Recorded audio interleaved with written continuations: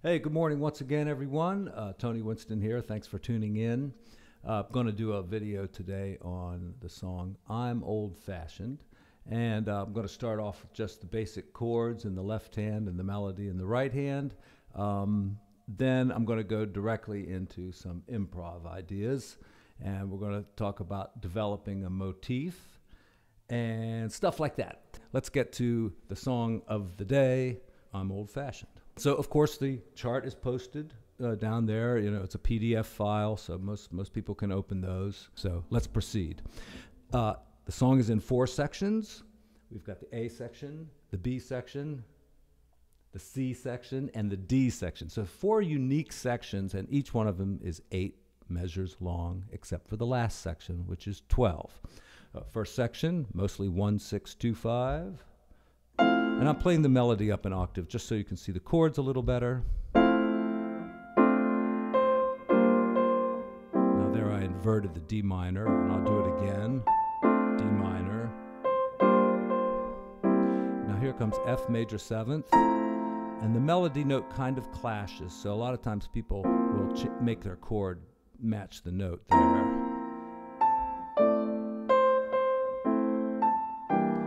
Minor 7 flat 5, and then, you know, on all these things that are 2-5-1s, or even like 2-5-1s in other keys, like this one is a 2-5-1 in D minor. There's the 2, there's the 5 inverted, and there's the 1. And now I'm on to the next section.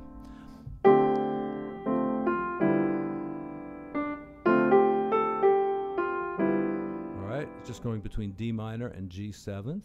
A rootless first way of doing this would be like this.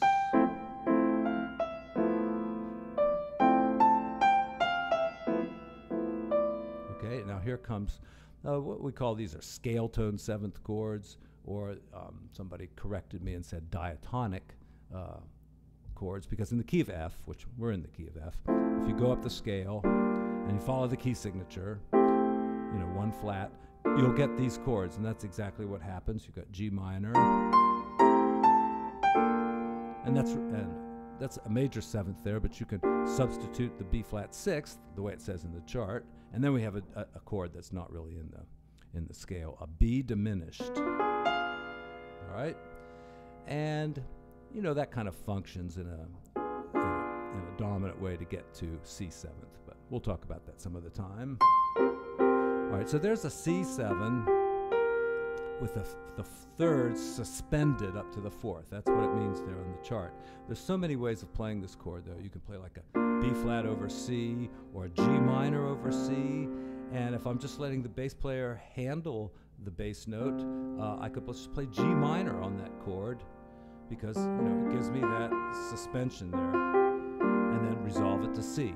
You know, that's pretty typical. You know, the only difference between a 2-5-1 that goes G minor, C, and F is if you put the bass there, it's C suspended. You know, it's still functioning as a 2 chord, and then the 5 chord, and then the 1 chord. Okay, and that's the first, that's the A and the B section. Let's just play it through without any chatter.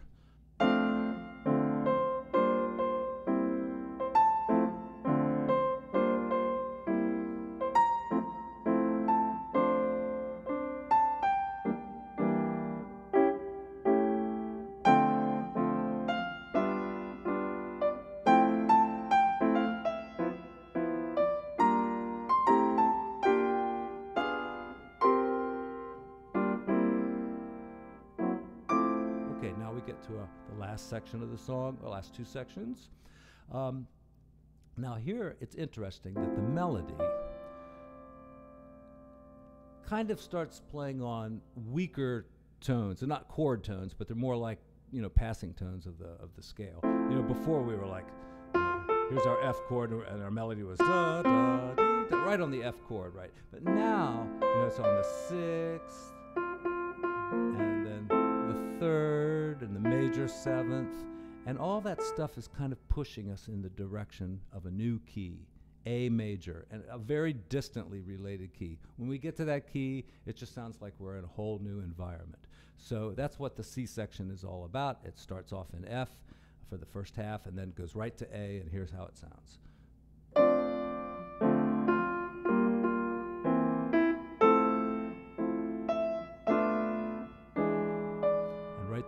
2-5-1 that takes us to A, and here it is.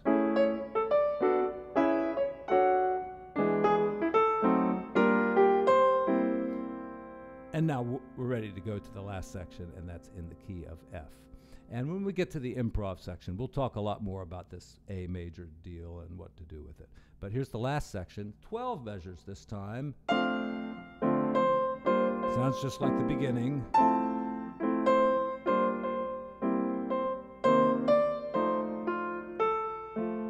Here's where I disagree with the chart. I'm going to go to B flat major 7th, and then E flat dominant 7th, and then A minor, D minor, and here I'm going to use the change that I ignored before, B minor 7, flat 5, and B flat minor 6.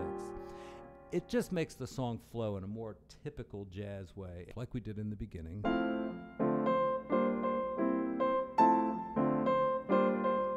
And then here we do a 2-5-1 going up to the key of B flat. Right? And then, so we're in B flat there, we go up to its 4 chord, which is and make it a dominant chord. And this is just a real typical kind of backdoor negative harmony way of getting back to the key of F. And it doesn't exactly go back to F, it goes to A minor, but A minor is a kind of a substitute for F, so it feels like it's going back to F. Here's that second line of the D section, starting on C minor. Okay, I'm using some open voicings to make this sound nicer. Let me see if I can do it with just closed voicings. Then A minor, D minor, and here I'll use the B minor 7 flat 5. Let's see, how would I do this? Well, I could just play the chord like that, it's got the melody note, and then B flat minor 6th. Okay, pretty simple. And then it says F major 7th over C. So the bass player could play that C and I won't worry about it. I'll just play an F major like that, and then F D minor, and G minor again. Now I'm running out of room, that's why I played the melody up there. So you can make the chord smaller or use open voicings. Okay, so now I'll take the second half of the song. That would be the C section and then the longer D section. Here we go.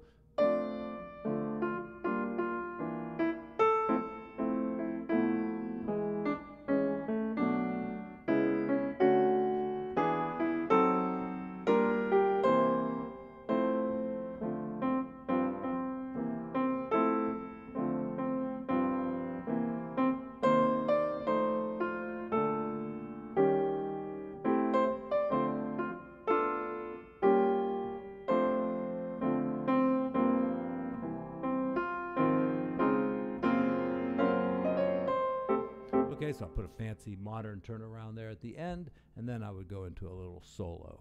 And when you solo, this is important. A good question to ask yourself is, even about the song, but especially about a solo, is what's the point? What's the point of your solo? This is not something you could put into words, like I'm soloing so I can do all the stuff I was practicing with my J.B. Habersold records. I don't know. That's not what I'm talking about. What I'm talking about is melodically, what's the point? What's the point of the song? Okay, the song kind of does something like, it goes da da da. All right, so it's kind of skipping downwards, I noticed. And then it goes da da da. It skips downwards again, and then the melody goes da da da. So we have a lot of that. That's kind of the point of the first section anyway. It's the motif. It's the melodic idea there. So when you get to the solo, you can make up a new motif and go with that, and but a good idea is to kind of think about, you know, the way the song was originally presented and kind of go with that. So I'm just going to, instead of doing this one or this one, I'm going to do that, start my solo that way. So here's my little turnaround. 1, 2, 3, 4. 1, 2, 3, 4.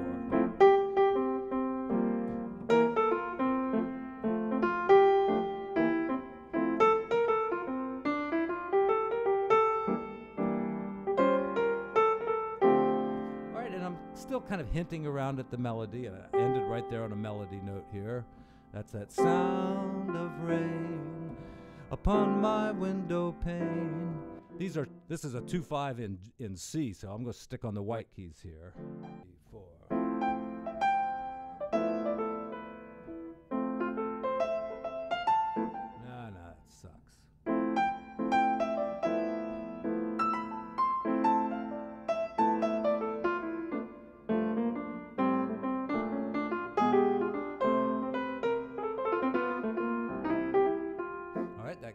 through it. And now here I am on the letter C. So it starts off the same way, but at the end, on measure 4 of this section, you've got to start thinking in the key of A. And really, it would help to start thinking about the key of A even before that. So when you get there, you just kind of flow into it nicely. And this is probably the most challenging section of the song because, you can kind of bullshit your way through the first part of it just by playing a lot of blues riffs in F,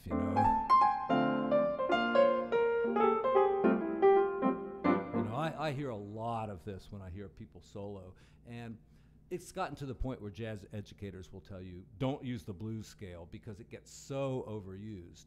I heard it in a Beatles song the other day, and that works great in lots of Beatles songs, but there's some Beatles songs it just doesn't sound too good on. So just a little hint there, folks. So we want to think. So we want to think a little bit in advance, so that when we get to A, and of course we've got to be able to solo in A. Now this is just a diatonic progression or scale tone seventh chords, however you want to call it. So A major scale works well, and a great little device. Now I always try to give a little something new in these videos, and this is it. And this kind of comes from Barry Harris. All right, you can look him up on YouTube and see some really amusing and very informative classes that he gave years and years ago. But anyway, he talks about doing a progression that goes something like this. And I'm going to go up A major, B minor, C, D, and I'm going to put this little device in that he likes to do.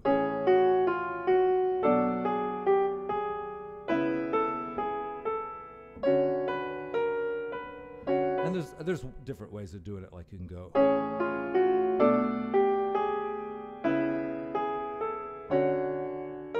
I think those are the right notes, something like that. You can do your own research. And I've heard Art Tatum use this, and it's a beautiful sound there. So when I get there, I'm going to try to exploit that a little bit. And one reason I like it so much in this situation is because the melody is actually down here. All right, it's kind of following the thirds of the chords, like, and that's why I left the third out sometimes. I'm going, because I got the third there. So this puts the improvisation in a different section than where the melody is. And I think sometimes that, because, a lot of improvisation is just kind of messing around with the melody, that this kind of takes you a little bit further away from that and it'll open up some new possibilities. So anyway, let's try this. We've talked about it enough. Let's play the damn thing. Letter C, 2, 3, 4.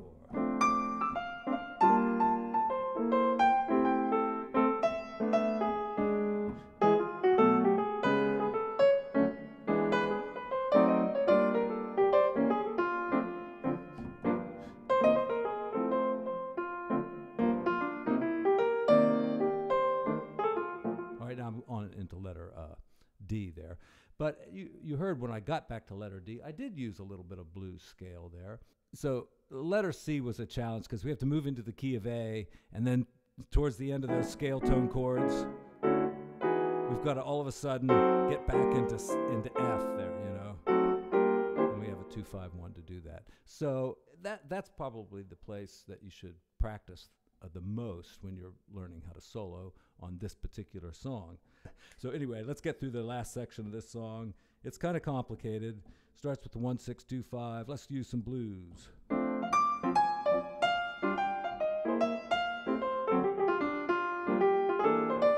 right, now here's that 2-5-1 to B flat major and this one. So we could do something like, or let's use some diminished scale on that dominant chord. And then A minor and D minor, that's just like playing in the key of F again, so. And then we've got then I like to do the B minor 7 flat 5. Now that's a lot like the G7 in the chord, so nothing wrong there. But then I put the minor 6 in. To me, it's just harmonically more satisfying, maybe more typical. So how am I going to handle that? Well, this one could get Locrian mode or Locrian sharp 2. if I'm thinking of it as a G7, that would be Lydian dominant. And if all these terms mean nothing to you, that's fine, because you know you have to start somewhere. And so don't worry about all this stuff, because if you're just starting off improvisation, I'm going to give you the easy way to get the only way really to get going on it. And it has nothing to do with what you're hearing in so many other videos, about target notes and scales and chords and all that kind of stuff. No, when you start to improvise, it has nothing to do with that.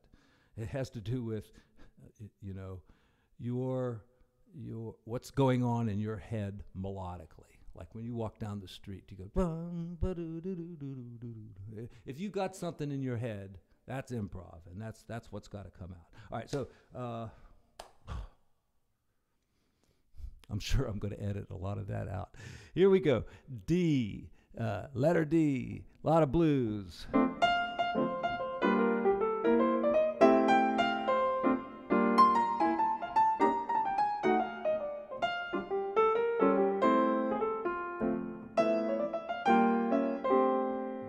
Right there, I had this chord, B minor 7 flat 5, and then the minor 6 chord. I inverted it. I played a hip box voicing on it, so you could do stuff like that. I'll do this C minor line again here, diminished.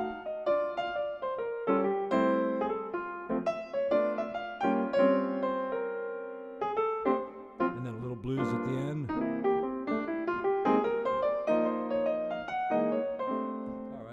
And that was a little fancy turnaround there.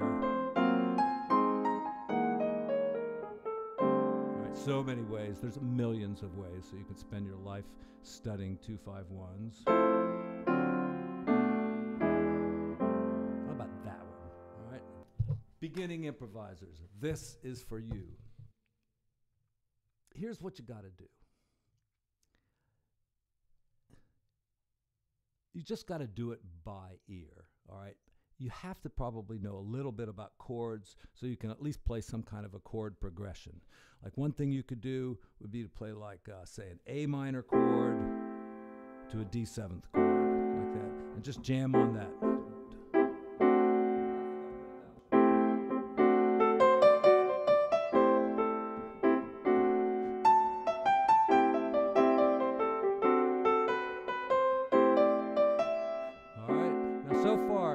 I'm just playing on the white keys, and I can't help the fact that I've got 50 odd years of experience of listening to music and figuring out what it is and all that kind of stuff. So what I play is going to come out okay.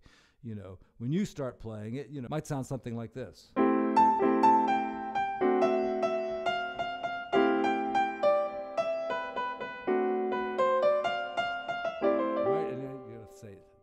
Sound very good, or maybe you'll feel that, or maybe you'll think it does sound good. I don't know. I have the advantage of knowing how this works because I teach students from the ages of 4 up into about 18. All right, when they go off to college, that's when they leave usually, or earlier. And I teach improvisation, not so much teach it like here's how you do it, but when they're playing their little pieces lightly row.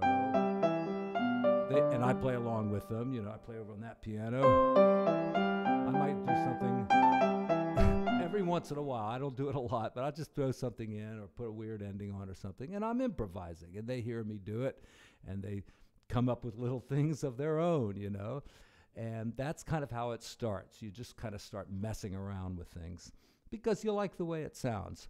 And so that's what you got to do. I don't think there's any 5-year-olds watching these videos. So you start with a couple of chords like this, and if you know the blues scale, and you can pick out the blues scale, I've done it in the key of C, but let me do it in the key of A for you, because it's kind of easy. A, C, D, E, G, and there's one note I missed, that one, all right? So it's A, C, D, then this and this. There's 3 notes right in a row there. That's easy to remember. So those, then up to here, and then this one and back to A. And you can finger it like this, 3, 2, 1, 4, 3, 2, 1, okay? So you go like...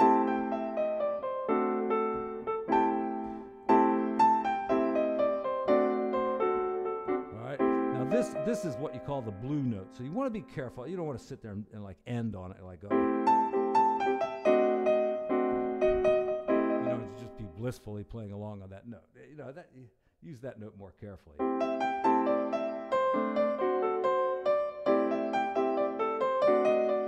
You know, just use it for that little spice in there.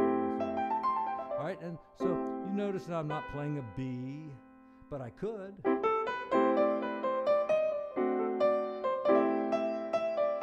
And I'm not playing F, all right? It's, you know, it just doesn't sound right. That's the only thing you need to know. It just doesn't sound good, all right? So let's try that one instead. Ah, that sounds better.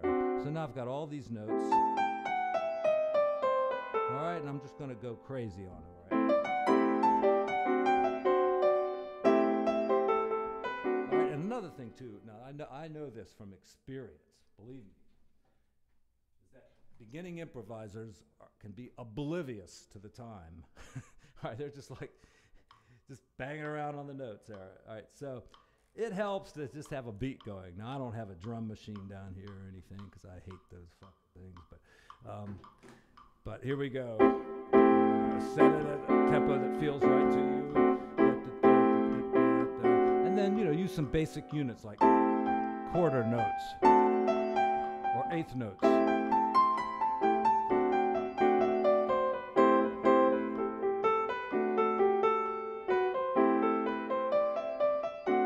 Or triplets.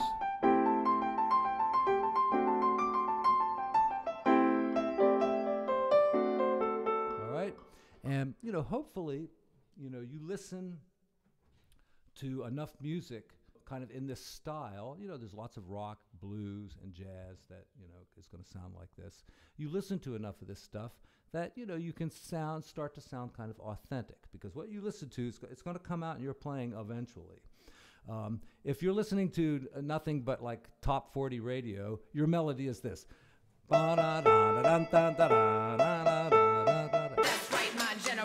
Yeah, all about a good time. Yeah, all about a good life. You won't believe until you see. This is gonna be a fun ride. That's what music has devolved to, okay? A melody like that, or no melody at all. And for creativity, they would go. All right, thanks very much, folks. See you next time. See you next time. Yeah, I think I got good stuff.